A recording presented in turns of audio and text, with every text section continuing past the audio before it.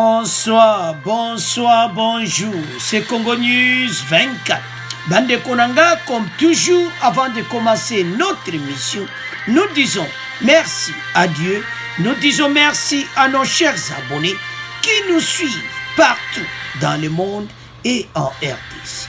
Bande Konanga, soyez les bienvenus. À la une, et Yindi Bandeko, réforme fiscale à RDC. Bientôt les antivaleurs aux arrêts sur les impôts. Bateau nyoso ancien régime va foutaka importer. Alors Fatia créé commission. Tokoyok interview à coordinateur. Kakana point on va parler bandeko ya vaccination. Le président de la République s'est fait vacciner et vante les mérites du vaccin. Alors tous à la connecter. Bongo to développons ensemble. Deuxième point bande konangai o balubaka eyindi boyoka oyo bayati ya lobi sur matata procès na yeza le 25 octobre bande sobo yoki makambo bayati ya lobi donc mawatro pona matata mpo alors bolanda bande konanga po eza ya koyinda l'émission. Troisième point chers téléspectateurs, alors deuxième il faut pas démissionner bande. Démission des jeunes. Pourquoi? Ex-gouverneur Matumbwana en fuite. Après Kalev et Kikaya. Donc Kalev Akini, Kikaya Akini, et maintenant troisième personnalité, Matumbwana en fuite. Bango tunzela nini? Nzela yangula. Eza ya kuinda, une émission yo. Alors bandeko tozala connecté pour monter pays. Alors, bandeko nanga, on va commencer cette émission avec vaccin COVID-19. Bandeko Fachi Yemoko finalement a eu vaccin. Avant même tout qu'il y a un premier point, un premier point, et ça somme réforme fiscale. Beaucoup yoka kune ça somme, beaucoup yoka interview. Tout ba une émission avec Covid. Fachi s'est fait vacciner COVID-19 bandeko. Et vante les mérites du vaccin. Azako expliquer yango. Bandeko, tout ça favorable na viana parce que biso to sala pe mission sur du vaccin. Il faut bandeko ça non problème té. Vaccin bandeko ça ko aider. Soko du vaccin nyonso. Yami dose aliboso dose ami bali. En tout cas, soko Covid yi okobela ti. Okozwa na yo mokobela ti. Eza bakara yango président de la République à l'accès exemple. Bande que bele ba komaka tant to lobaka likambo na émission mais yemo président de la République a jute ndengini. Teb sabino fachi so alobi likamna salaka. Aya kadango malembe et mené 8 ans yemo ay kozwa vaccin. Eza important ba congolais tous au vaccin. Bandeko, maladie ezali. Tous en pas pamba boete maladie pénalisation jio osana vaccin te okufa. Et belé na ba kebe na ba pays développés, ba France, Allemagne, partout États-Unis, les côté Angleterre, de partout na ba pays wana. Ce qui kaka ba États-Unis so mutu wana jo vaccin te eza très dangereux. Mais belé, ça toujours une hésitation.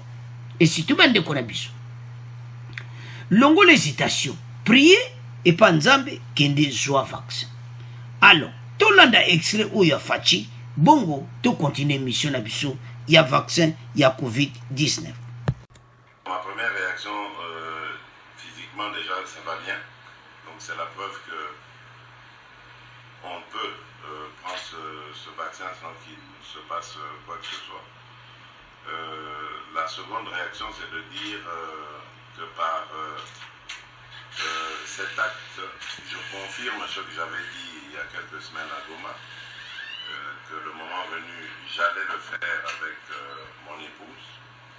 Donc, vous voyez que je ne viens pas en cobaye, je viens vraiment en personne sûre que le vaccin protège. C'est vrai que le vaccin, nous devons tous l'avoir.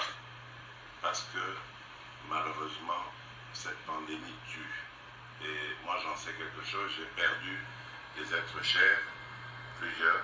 Donc, par cet acte, vraiment, je veux montrer à mes compatriotes qu'il faut vraiment prendre ce vaccin et qu'il ne faut pas du tout s'inquiéter. Donc là, je suis en attente. Il faut, après avoir pris le vaccin, attendre 15 minutes. Donc je suis là, j'attends. Jusque-là, ça se passe bien. Je suis à 10 minutes déjà. Donc, pour vous dire. Tout se passe bien. Donc, vraiment, je demande à tous nos compatriotes de se mettre à l'abri de cette pandémie et en prenant le vaccin, évidemment. Voilà. Donc, mon épouse est là. Elle vient aussi, la première dame, elle vient de recevoir le vaccin 5 minutes après moi. Donc, elle aura 5 minutes d'attente de plus. Mais sinon, tout va bien. Il n'y a aucun problème. Et vraiment, je demande instamment à tous mes compatriotes de prendre ce vaccin parce qu'il sauve des vies. Mais le chef de l'État vient de montrer l'exemple. Parce que je pense qu'il était très attendu, avec raison, parce que c'est lui le garant de la sécurité et du bien-être de tous les Congolais. Et il a pris la mesure depuis très longtemps de cette pandémie. Et rappelez-vous qu'on avait fait venir d'abord un premier lot de vaccins. Et puis là, on vient de recevoir un deuxième lot de vaccins. Et le chef de l'État, comme il avait annoncé, dès lors qu'on recevrait ce lot, il allait se faire vacciner, lui et la première dame. Le train est lancé parce que là, on a reçu 250 000 doses de Moderna. On va recevoir très rapidement, probablement la semaine prochaine, encore 250 000 doses, cette fois-ci de Pfizer. Mais Pfizer, c'est sur un total de plus de 4,5 millions de doses que nous allons recevoir. Mais ensuite, dans un second temps, dans un troisième temps plutôt, on va recevoir de Johnson & Johnson. Vous savez, le vaccin à une seule piqûre.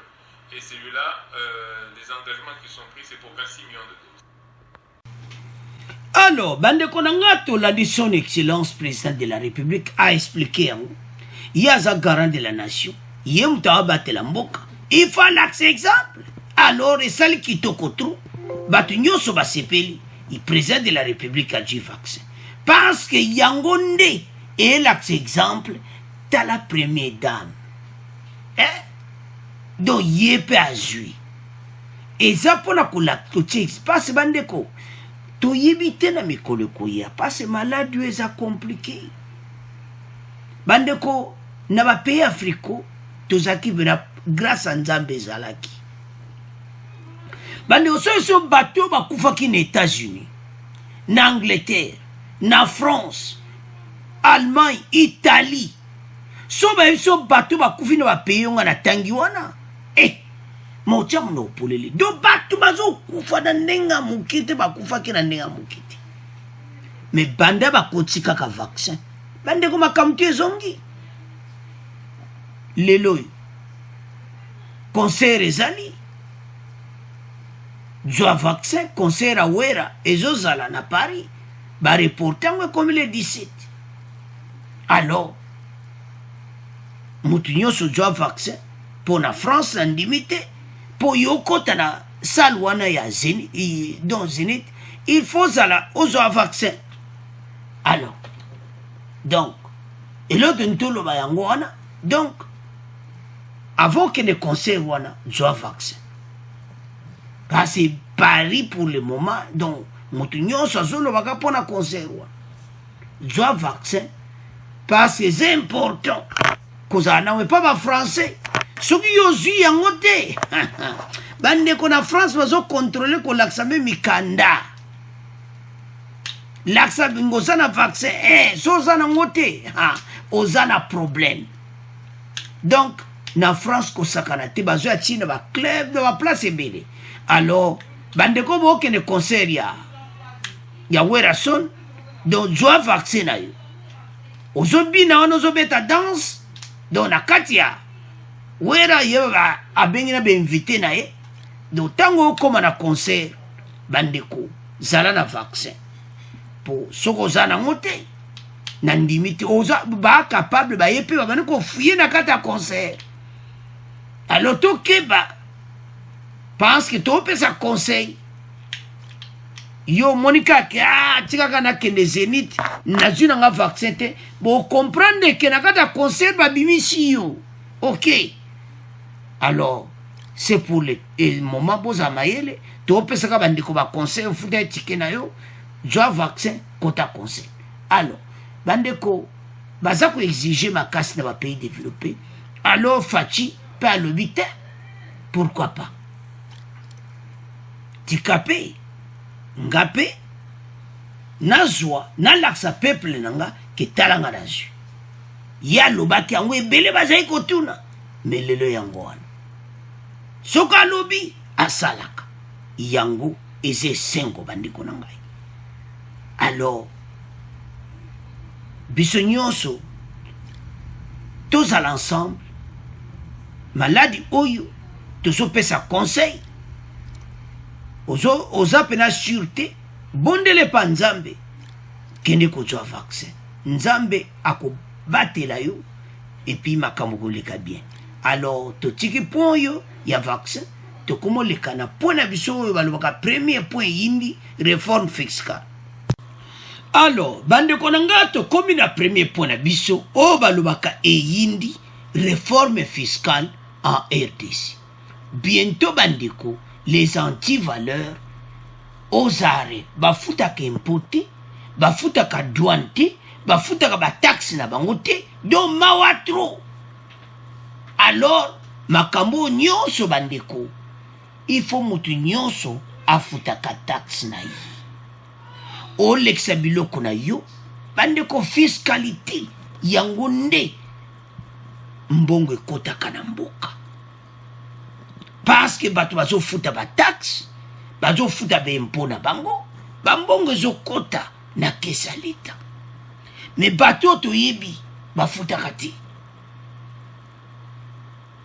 gouvernement sali 20 ans bafuta donc biloko na monso eka na matadi boma eleki na okabo bokoyoka interview bandeko ya coordonnateur ya CCL sur les antivaleurs bandeko basali organisme oyo yango kaka ndenge do institution oyo esalami kande bomona IGF inspecteur général des finances o sikoyo bapesa yango kombo changement de mentalité futa taxe na yo futa bempo na yo sakite na nyonso leta zosenga mais makambo euto leka na mboka makambo ebele pendant les 20 ans bandeko ezaki bafoui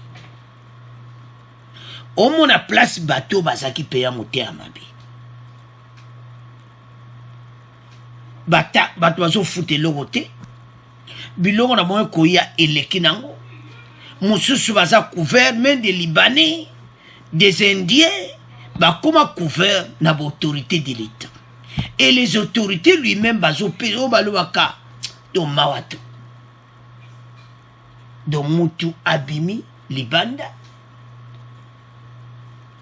akei ayena biloko ne na matadi azofutati biloko ne koti na EDC afuti eloko te donc ba recette ezati alors que douane ba DGDA ba kote wana nyonso et pas ba recette ekota ndeto lobawa DG ya DGA azana na problème sérieux azosamba ba kokatela bango tumba osakana te IGF akanga bona mayu alors que musala où il fallait basala même la fiscalité il ne le fait pas. Le président de la République Félix Tshisekedi a lancé samedi 11 septembre à Kinshasa la campagne de sensibilisation, je m'excuse, sur le civisme fiscal et la gestion responsable des deniers publics. Bamba Kotala, organisation oyo. Eza kaka na kati ya présidence, changement de mentalité. Botala de fachazo créer makambo oyo. IGF bande karaboui. Mais ça l'exploit. Alors, tous un espoir que ba oyope ba ko sala exploit ko sakana ngote pour l'intérêt de la nation. Alors, le président de la République a sali yango bandeko azana intention qui va rester écoute. Jacques Tshilombo, conseiller principal du chef de l'État et coordonnateur adjoint de la CCM, parle de l'importance et l'objectif général de cette activité. Boyoke interview, il y a conseiller président. Ou à coordonnateur adjoint, il y a CCM. Si nous gérons bien les deniers publics, nous allons être capables d'étendre l'assiette fiscale. Donc, bandeko, et ça m'a kamoko, il fallait gérer bien l'État malam. Mais, quand on a une mission, Fachi a hérité un gouvernement où yobandeko nangai, bazana mission principale.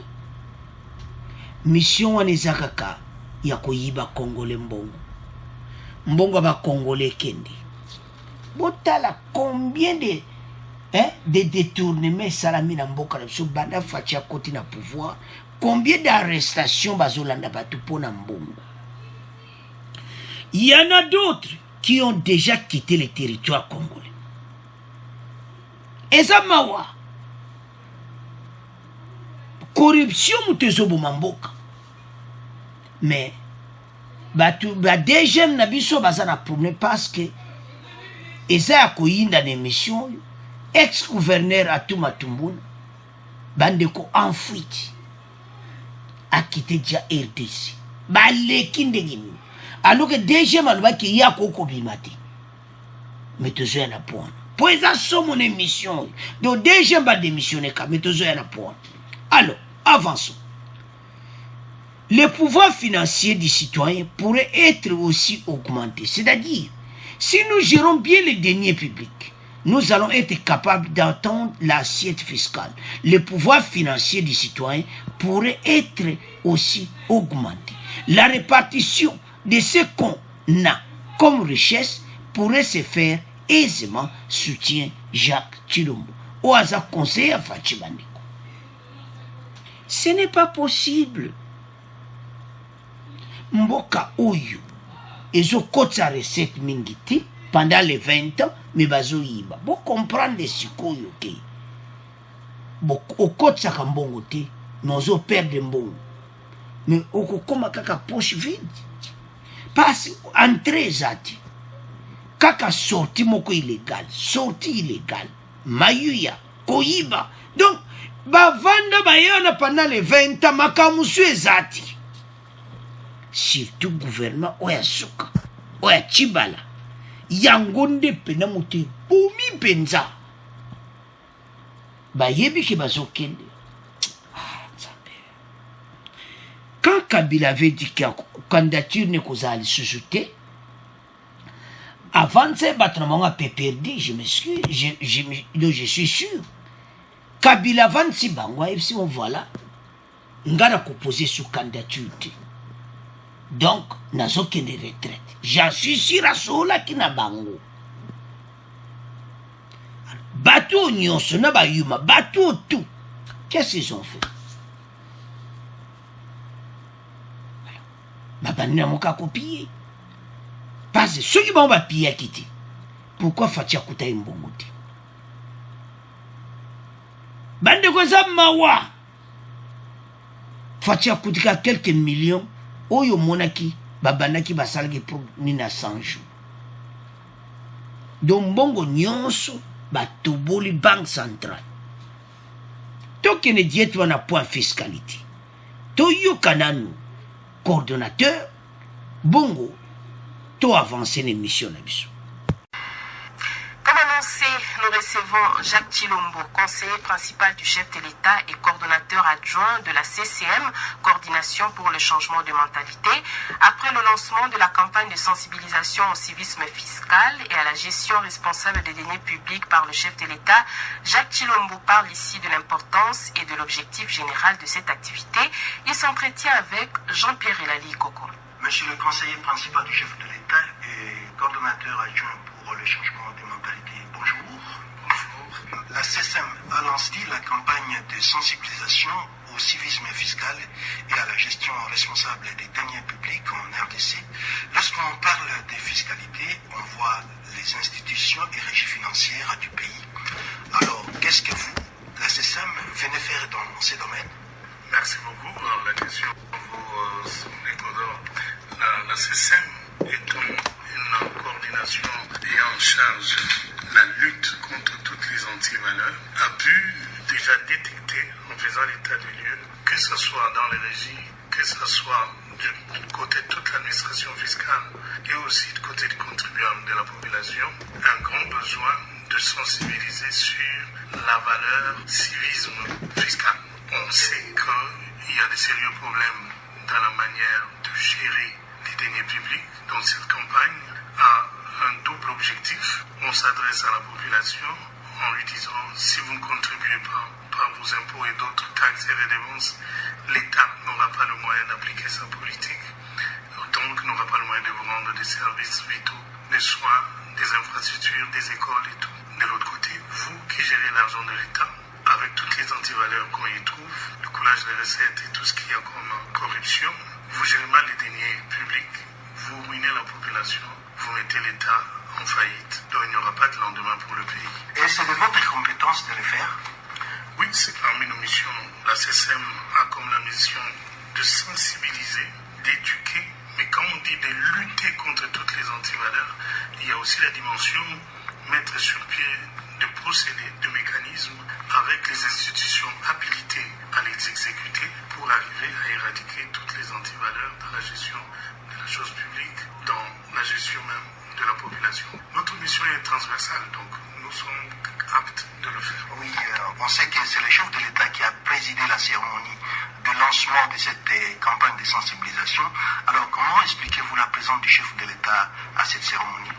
Déjà, dès la prise du pouvoir, le chef de l'État avait placé l'homme congolais au centre de ses priorités. C'est dans ces 4 axes que son plan d'action, il y a l'homme au centre. Donc, la SESEM coordination pour le changement de mentalité est aussi un service spécialisé au service du chef de l'État. Cette campagne répond à la vision du chef de l'État. Lorsqu'on a le premier citoyen du pays lui-même poser un acte du civisme fiscal, il donne un ton que l'heure de l'impunité est passée. C'est le moment où nous devons tous ensemble être responsables par rapport aux deniers publics et aux finances de l'État. Comment alors comptez-vous réussir lorsqu'on sait que chez nous le fonctionnaire a un salaire dit de misère et dans un pays comme Ghana, vous l'avez souligné, par la corruption?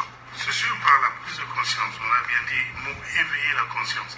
Pour éveiller la conscience, il faut placer devant les gens les faits. Et si nous gérons bien les deniers publics, nous allons être capables d'étendre l'assiette fiscale, d'augmenter, de mobiliser beaucoup plus de recettes pour le pays. C'est que le pouvoir financier des citoyens pourrait être aussi augmenté. La répartition de ce qu'on a comme richesse dans le pays se ferait aisément. Les fonctionnaires pourraient avoir aussi un bon salaire. Oui, revenons sur la campagne elle-même. Elle devrait commencer en juillet. Pourquoi la lancez-vous pratiquement 3 mois après? Quel en est les chronogrammes? En fait, il y a eu un petit souci dans le financement. Le Covid s'étant fait inviter dans la nation, l'année 2020 était assez difficile, donc tout ce qu'on avait comme planification était décalé un tout petit peu le temps que nous ayons le budget pour ça. Mais néanmoins, on s'est dit on ne va pas attendre d'avoir tous les moyens. On peut commencer quelque part. D'où l'interaction avec les régies financières, le ministère des Finances et du Budget. C'est une campagne que nous menons ensemble. Monsieur le coordonnateur adjoint pour le changement de mentalité, Radio Kapi vous remercie. Merci beaucoup de nous avoir invités. Alors, bande konanga tolandi biso nyonso wana ndeko na biso Jacques, coordonnateur, il y a CCM, changement de mentalité bandeko. Donc, pona mboka na biso kame batu ba changer kame mentalité ba yeba kufuta taxe batika muyibi. Les impôts yango nde monte avança kamboka. Mais les gens ne payent pas. Bako étendre ba taxe parce que bandeko. Et ça la capacité que gouvernement oyo leki. Donc c'est comme ça va foutre à quel côté. Ils ont ça la passe pe mawa. Ba côté biloko na bango gratuit. Ba lexi biloko na mon pe leki nango. Alors ils ont ça la mawa. Bande ko na kati ya mboka. ya RTC. Donc biloko na ye a continué donc a foutine taxité. Ba pesipe combat ministre boy. Ndenge bozomona bango wana surtout avant ba quitter pouvoir. Oh comme tu libanais moi zo na combat général. Mutu moi zo na bomba na kombo ya mukonja munene do ba tiango dia likola kuli. Dona ye muta DG ya mo ekuta le biloko te. Oh biloka chef. Biloka chef. Mais comment foutate? Et puis tambo olandango bande ko biloko wana ezokende na société bazoteka biloko. Boyoka makambo elekani na société égale. Oya Beriuma bango tuwana famille ex-président Kabila batebele tolandaki ke égale bazali na problème a kofuta ba taxe.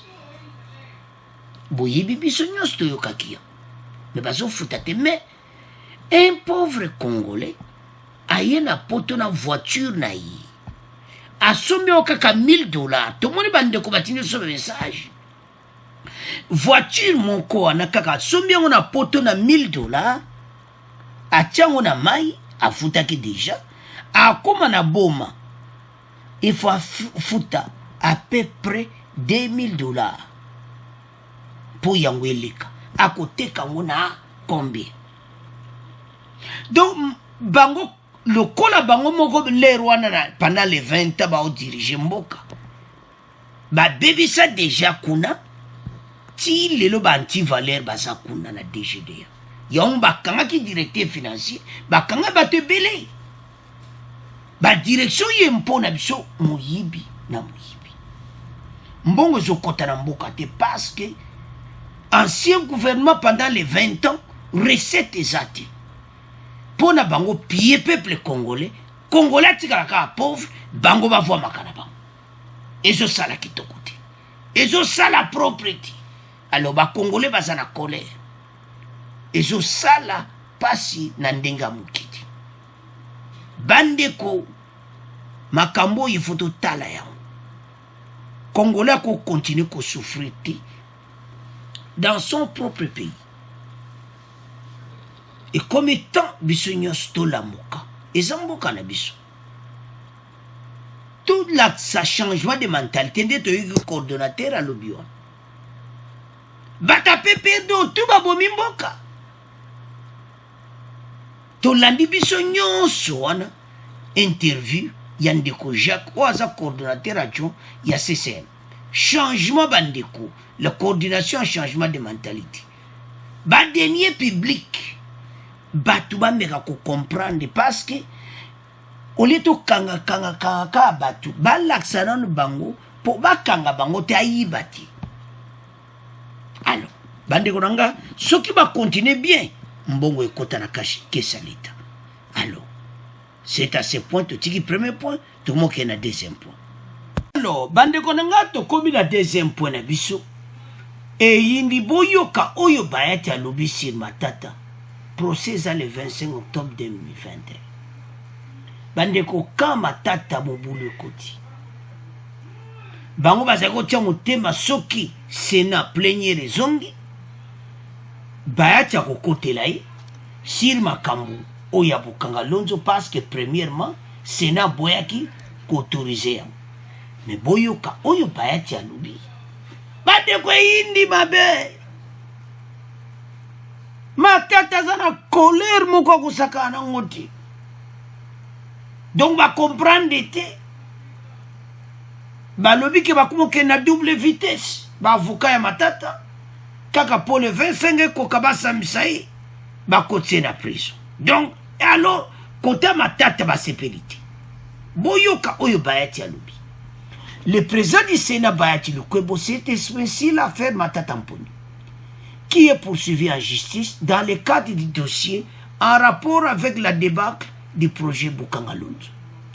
Dans une communication ce mardi, le 14 septembre, Bayati Lukwebo précise que le Sénat n'a fait que jouer son rôle, tel que l'avait demandé le procureur général près de la Cour constitutionnelle. En autorisant les poursuites contre Matata Mponi, a ajouté aussi longtemps que le dossier était entre les mains de la justice et le Sénat est dessaisi. Et Zaya Koinda et Séine. Donc,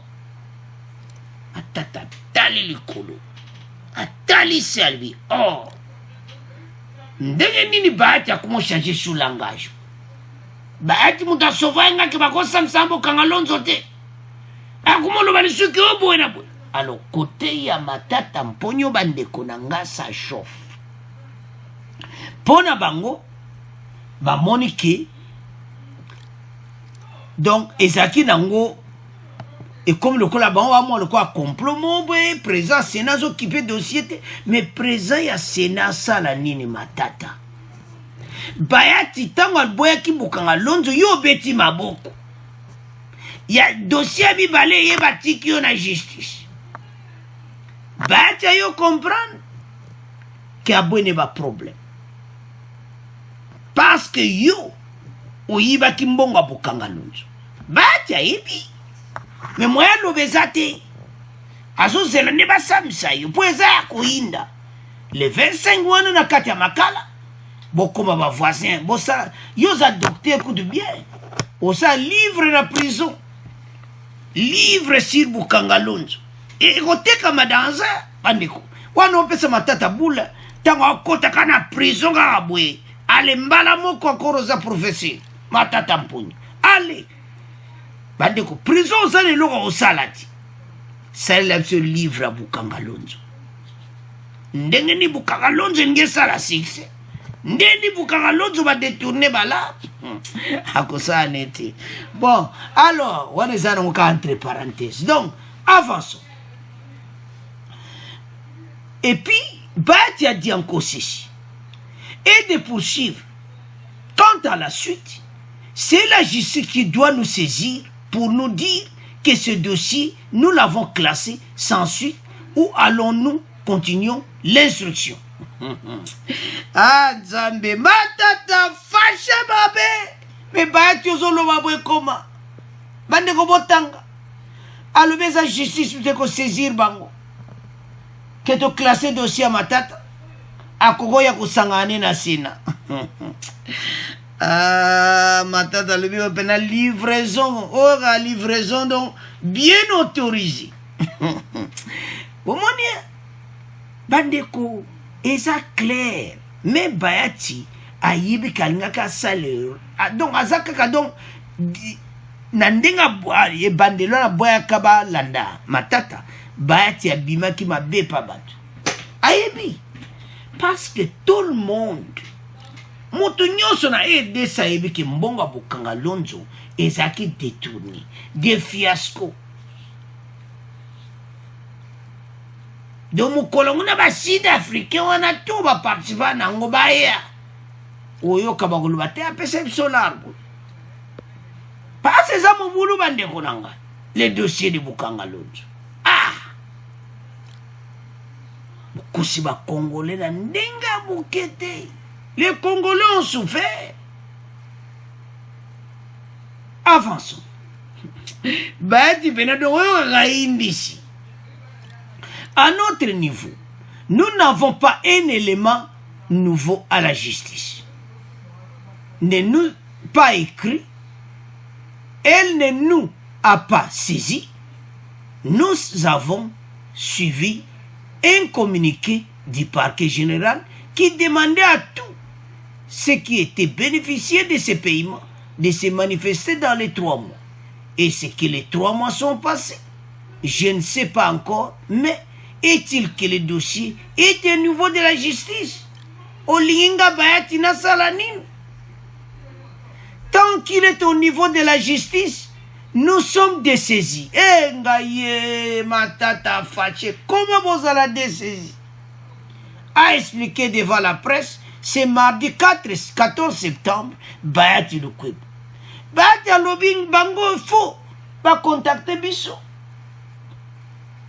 Donc c'est comme ça. Nous sommes, donc ce qui le dossier est au niveau de la justice, nous sommes dessaisis. Donc c'est ça. Alors, Matata Mponyo, bilia qui est bikoki. Oh babe ango ferme solo. sans commentaire ndenge zawana direction de la Selemba c'est là après le 25 tribunal écoutez umera musani bali kana télévision nationale congolaise si quoi ça ka perte matata zo kotsa batu ba kotsa ba mbongo wana ba télévision en direct et tout ça batu ba zara besoin non parce que même en direct à Conakry président Alpha Konda Hollanda ba Hollanda ngo parce que ba ebi côté Maniema université kuna pe ba Kolanda alors monsieur matata ba congolais bazana besoin mbongo wana ezonga bande ko problème ba congolais bazana ngwezaka ka moko bozong simbongo l'état to yokani tant bozong simbongo wana te dans mobulu ba congolais bazana besoin ba monake mbongo sali nini ezongi na kesa l'état alors tant mbongo ngwezozonga te ba congolais bazo comprendre te direction bazo ebate direction nini bakokende alors bande konanga situation oyo eza situation moko matata comme na problème sérieux parce que yé pena moni pena ke baati pena o baloba ke basundoli baati abone bere et comment buena boy baati ayebise clairement que le dossier est au niveau de la justice. Nous sommes décisifs. Donc, les amours. Alors, si koyo, ezo sala, matata mponyo, pasi ya kusaka na muti. Bande konangai, matata mponyo yibaki mbongo afuta yango. Et comme temps, oyo ba akende prison, ba Congolais toza ko insister, soki ake prison, azongisa mbongo wana. Alors bande konanga, to tika ngo na bino, oye yindi, entre Bayati et matata mponyo, pasi mukolango, ba sud-africain, o tuba participateur bazo simba masangu, na kata bukangalonzo. Wale la publicité, kobo basa la publicité à projet, ba kosi ba Congolais. Alors, mbongo zonga na trésor public, to tika ngo na bino, to kumoke na troisième point. Alors, bande konanga, to kobi na point na biso ya suka, deuxième, il faut démission bandiko. Donc, démission peut ne pas démissionner. Ex-gouverneur, il y a Congo central, Matubwana, en fuite. Bandiko, c'est possibilité. Kalev en fuite, Kikaya en fuite. C'est quoi? Nana zo leksa bango. Deuxième, moussala nini bozo sala. Bato bazo lekandenge nini bande kona problème ou ya matumbona deuxième azana problème. Il faut expliquer yango administrateur a deuxième a expliquer pourquoi. Attendu le vendredi au parquet général près de la cour de cassation, l'ex-gouverneur du Congo central Atou Matumbwana n'a pas comparé. Boyebi ke tolobana bino ne mission elegaki et azo kende direction Selembao. Yeah, yoke mission bien. Bada Congo nyezo wasiwa lewina oke makala. Yeah, yakimi. Mais akima comment? Beso toloba ki anke direction bota les missions ana direction Congo central. Et ça que mission jeudi passé. Qui vendredi wana. Yeah, tanka azo koma azo kene makala. Et puis c'était comme ça. Yatolobaka nana ye bato yo donc bazana bato na bango o bakimisaka bato nyonso ancien gouvernement baza partout pour na ko déstabiliser état de droit et sa possibilité des sources proches rapportent qu'Atou Matumbwana serait en fuite. L'on renseigne qu'il se retrouve à présent aux États-Unis. Il a quitté le territoire congolais la nuit du vendredi. Mokolango Haïti. Il fallait l'air avec nos kangaï. J'ai dit on n'a pas Haïti.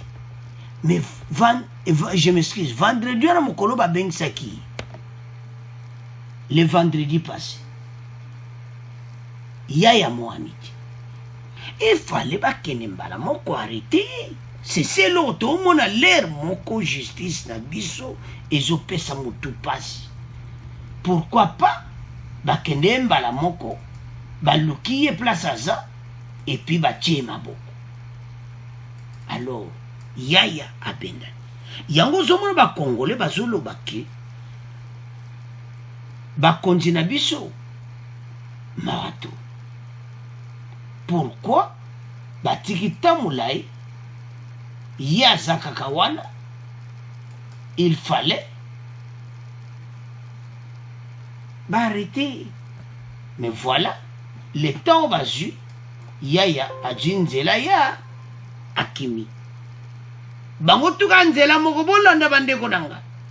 Il a quitté le territoire congolais la nuit du vendredi au samedi dernier pour l'Angola. Nzela wapi kikaya alikaki. C'est toujours comprendre que toujours kende wapi na makambo oyo. Hein? Pourquoi pas bakangi? Pourquoi? Donc c'est ça. Donc ezo sala pena bien te bandeko na ngai.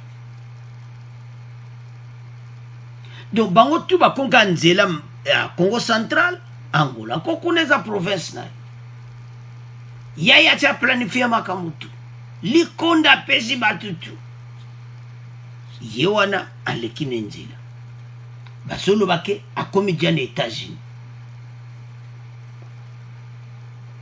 Surtout comprendre avant même makamoto ngezo nyingana yaya déjà c'est adjo qui visa aux États-Unis pour bango viser c'est le groupe baba to ba yeba abomba passeport n'a pas question ce que toujours tout. Pourquoi des jeunes à qui ne soit passeport en été?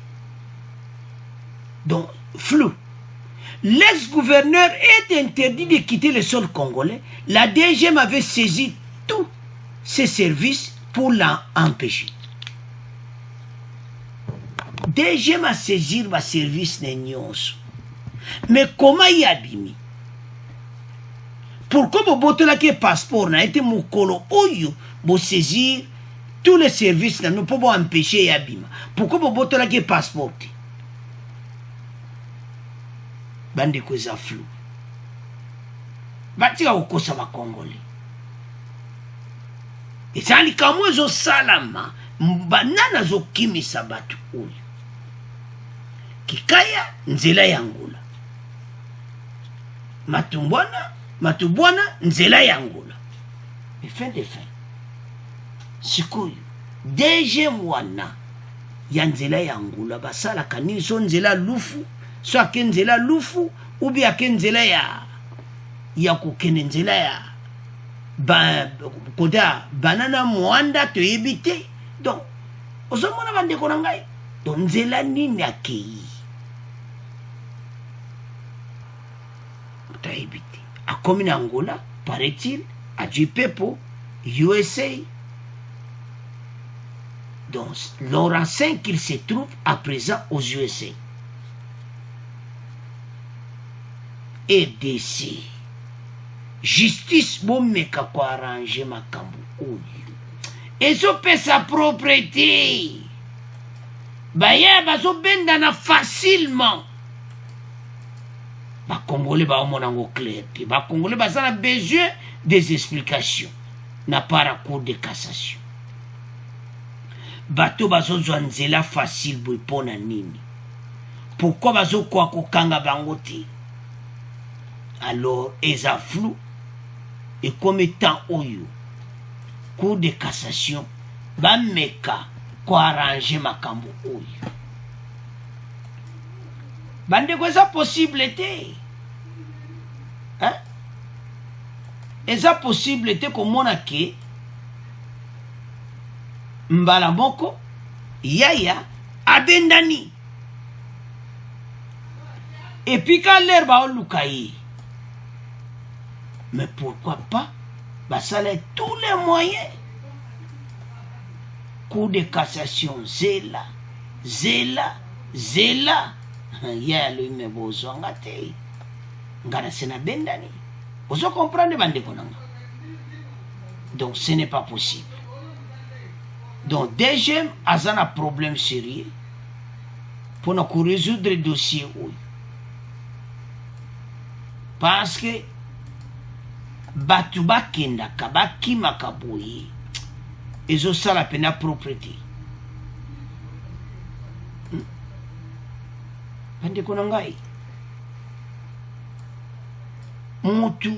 Et puis, jour ya Kimaki, Sobolandia bozo mona wana, jour ya Kimaki le vendredi, et ça jour ya comparaison na yi. Il n'a pas comparé. Alors, ce qui a comparé Triti, il fallait qu'à le même jour, Baluka, Balandaye, parce que ça possibilité bandeko, et ont ça la peine à propriété. Donc, Moutupenda Bendani naï. Non, c'est ça qui t'a voté. Et ont ça la. Et ça peine à propriété parce que tous autres là tout le même beau cannabiso. Tous autres kende wapi. Bateau va oser faciliter à Kokima. Donc, à ça, les Kamwaï bika Kokima naï. Vous avez un bande konanga. Donc, à Yébika Kokima. Oh, non, non, non. Et ils ont fait ça pendant. Oh, balobaka propriété. Et comme étant, ba Congolais, ba agir dans les cambo oyo. Pour ça, la passe. Et ça, na clic, mon va préparer. Quand on a déstabiliser. Peut-être que ya yibi. Des détournements, ces acquisitions portées à la liste des enquêtes de l'inspection générale des finances, c'est de la mise en charge des détournements de montants. Autant la binomoko. 6 millions de dollars. 6 millions de dollars. Oui, combien qu'on aide mon cannabis? N'abandon, monsieur, combien tu vas 8 millions de dollars? Il y a qui? Azomo Anati. Cour de cassation. Zéla. Motamo Anakati. Alors, bandeko comme étant. Bissonyonso, tout les mali kambo oui. Parce que quoi accepter, ma kambo est répété. Batuba kimaka, kalève akimi. Yepe akimi. Le toyoka, matata pe akimi. Parce que matata, tisi koyo. Et ça, dans la résidence surveillée. Le 25 octobre, c'est au moins matata. Parce que vous avez déjà voilé ça surveillé, mais est-ce que matata a sakakawana? Alors, bandeko, et ça la passe paiement. Mais tu y as été, tout ça un grand dossier. Il y a Batoyo, Bazolinga va déstabiliser l'état des droits. Donc ma communion, c'est ça, on a propriété, comme ça, on va condamner justice. Voilà, Fatia, on sait le côté état des droits, Batoubaza Kokim. Alors, Kokim anaï, Bandou qui pas à ça, va extraditer ceux qui réellement États-Unis. Botinde Bozong si. Alors, Bande Konangai, déjà, ma comme un problème. Alors, et comme ceux qui battent, quand des bateaux qui m'a démissionné, bah, comme ça la tête. Peuple a réclamé, bah, on va démissionner. Alors, bande konanga ils ont ça la passe paiement. Que Batuka baza kokima. Alors que déjà il fallait botter les passeports. Pourquoi botter les passeports? C'est ça la question qu'on se pose. Pourquoi batia qui est libre n'engoanati? Alors les amawa. C'est à ce point de comment clôturer mission à Bissou. Bon abonner massivement. Merci de vos commentaires. Au revoir. À la prochaine.